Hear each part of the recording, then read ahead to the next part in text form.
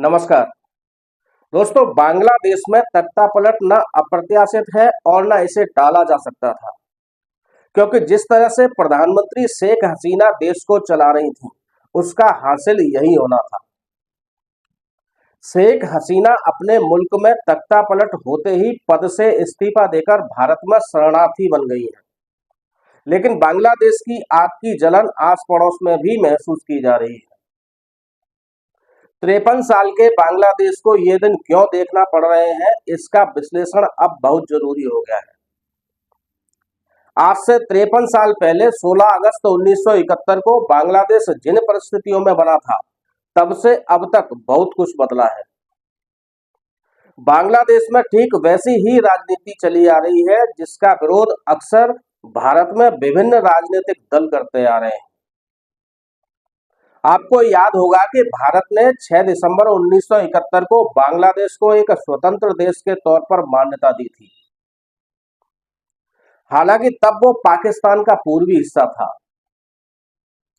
कोई 10 दिन बाद बांग्लादेश को पूर्ण आजादी तब मिली थी जब पाकिस्तान की सेना ने भारत की सेना के सामने हथियार डाल दिए थे। बांग्लादेश स्वाभाविक रूप से भारत का मित्र है और पिछले 53 साल में तमाम उठापटक के बावजूद भारत और बांग्लादेश में अपवादों को छोड़कर कभी अनबन नहीं हुई। जानकार कहते हैं कि दक्षिण एशिया के देशों में बांग्लादेश के सबसे करीबी संबंध भारत के साथ ही है। सिर्फ व्यापार के स्तर पर बात करें तो दोनों देशों के बीच 10 अरब डॉलर का कारोबार होता है, जो पूरे दक्षिण एशिया में सबसे ज्यादा है। पाकिस्तान बनने के 24 साल बाद ही बांग्लादेश का उदय हुआ। क्यों हुआ, ये सब जानते हैं।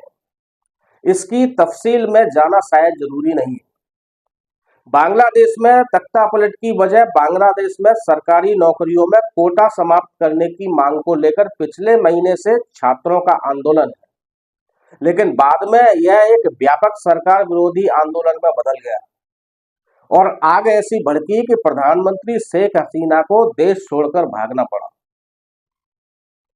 वे यदि पलायन न करती तो मुमकिन है कि उन्हें भी हिंसा का शिकार होना पड़ता।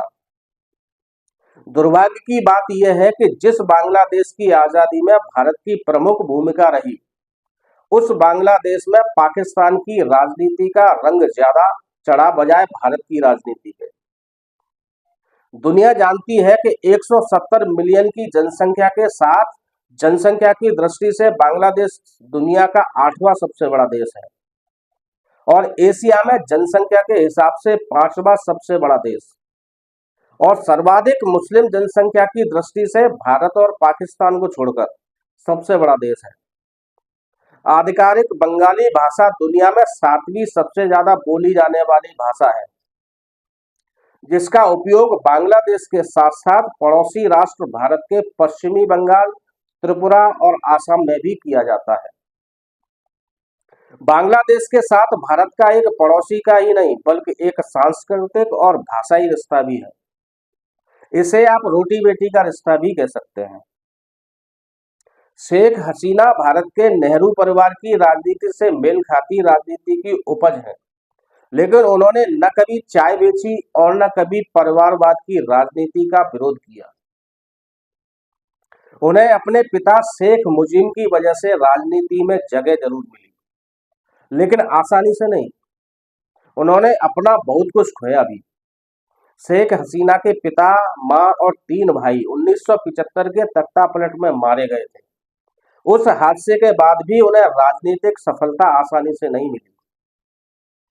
उन्होंने 80 के दशक में बांग्लादेश में जनरल इरशाद के सैनिक शासन के खिलाफ जो मुहिम छेड़ी, उसके दौरान उन्हें कई बार जेल जाना पड़ा।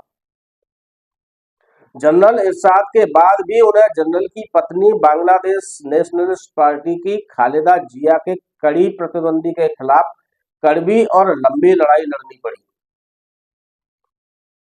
शेख हसीना ने 1996 में चुनाव जीता और कई वर्षों तक देश का शासन चलाया।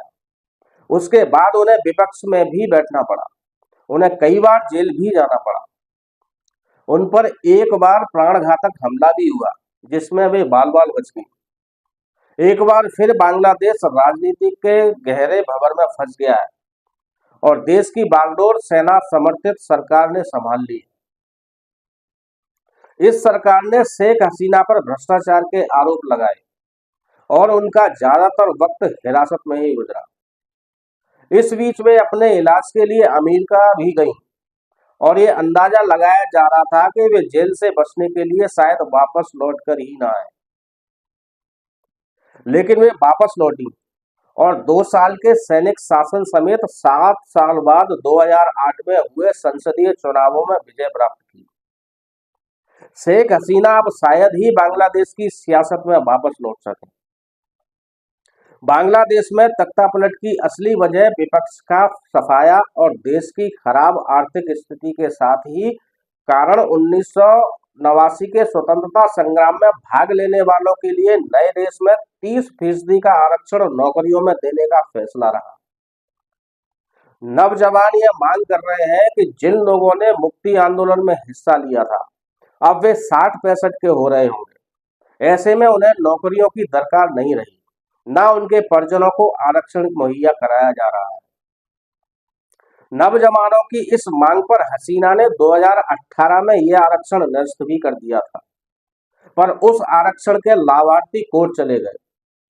अदालत ने लाभार्थियों के पक्ष में फैसला सुना दिया और यहीं से हिंसा भड़कना शुरू हुई। आज बांग्लादेश में वहां के गांधी शेख मुजीबुर रहमान ही नफरत के शिकार हो रहे हैं। उनकी प्रतिमाएं तोड़ी जा रही हैं। बांग्लादेश में लोकतंत्र की बहाली कब होगी कोई नहीं जानता। वहां चुनाव होंगे कब होंगे ये भी अभी तय नहीं है, लेकिन बांग्लादेश के अग्निदग्ध होने से भारत की परेशानियां बढ़ गई हैं। भारत में भी मौजूदा सत्ता वे सब गलतियां कर रही है जो शेख हसीना ने बांग्लादेश में की। भारत में भी सरकार सभी महत्वपूर्ण जगहों पर संघियों को बैठा चुकी है। यहां तक कि नौकरशाही में भी सरकार ने संघी भर दिए हैं। विपक्ष के सफाई के लिए मौजूदा सरकार वो सब कुछ कर रही है जिसकी वजह से बांग्लादेश जला। अल्पसंख्यकों के प्रति मौजूदा सरकार का रवैया भी ठीक वैसा ही है जैसा कि शेख हसीना का बांग्लादेश में था। भारत में शेख हसीना की मौजूदगी कितने दिन की है ये हमें और आपको नहीं पता। वे भविष्य में भारत में रहेंगी या किसी और देश में जाएंगी ये भी तय नहीं है, लेकिन वे जिस आग से निकलकर भागी हैं उसकी लपटें हम भी महसूस कर रहे हैं। ईश्वर बांग्लादेश में शांति बहाली के साथ ही भारत के हुक्मरानों को भी बांग्लादेश की त्रासदी से सबक लेने की शक्ति दे। कोई माने या न माने, हमारा देश भी इस समय अदावत की राजनीति के चंगुल में है। नमस्कार।